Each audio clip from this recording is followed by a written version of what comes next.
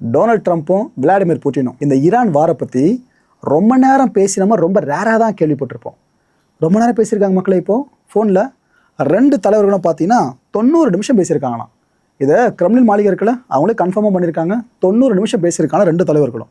எதை பற்றி பேசியிருக்காங்க நம்ம முழுக்க ஈரான் வார், இதெல்லாம் பண்ணுங்க, இதெல்லாம் பண்ண முடியாதுன்ற மாதிரி ரெண்டு தரப்பை மாறி மாறி சொல்லியிருக்காங்க.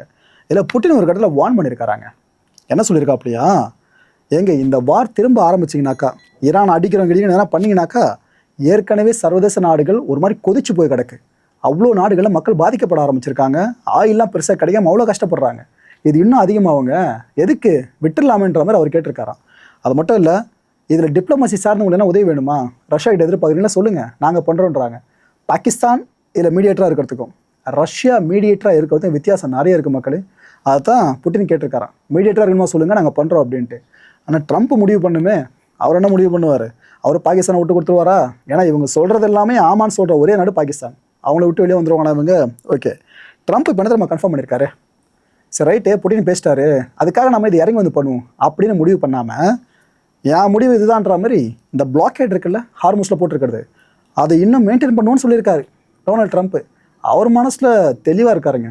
நம்மளை ஈரான் போட்டு பயங்கரமாக மைண்ட் டார்ச்சர் பண்ணியிருக்கு, நாம் சும்மா விட்டுறக்கூடாதுன்றதில் ட்ரம்ப் தெளிவாக இருக்காப்புல.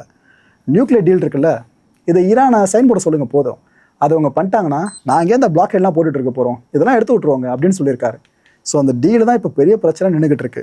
ஈரான் இப்போ என்ன சொல்லுது, ஏங்க எங்களுக்கு இந்த நெகோசியேஷன் இருக்குல்ல, இதில் அப்ஜெக்ஷன் எதுவும் கிடையாது, நாங்கள் பேச்சுவார்த்தைக்கு வரவே மாட்டோம், இப்படிலாம் நாங்கள் சொல்ல கிடையாது, நாங்கள் வர ரெடியாக இருக்கோம். ஆனால் இப்போதைக்கு நாங்கள் க்ளோஸாக பார்த்துக்கிட்டு இருக்கோம், இந்த ஹார்முஸில் என்னென்ன நடக்குது, அமெரிக்கா எங்களுக்கு என்னென்ன பண்ணிட்டு இருக்குன்னு ஃபுல்லாக நாங்கள் க்ளோஸாக மானிட்டர் பண்ணிட்டு இருக்கோம். நீங்கள் ஜீரோ என்ரிச்மெண்ட் அப்படின்ற விஷயத்தை கொண்டு வரீங்களா நெகோசியேஷன் டேபிளுக்கு, அது தான் எங்கள் கண்ணை உறுத்துது. நீங்கள் அதை கொண்டு வராதிங்க.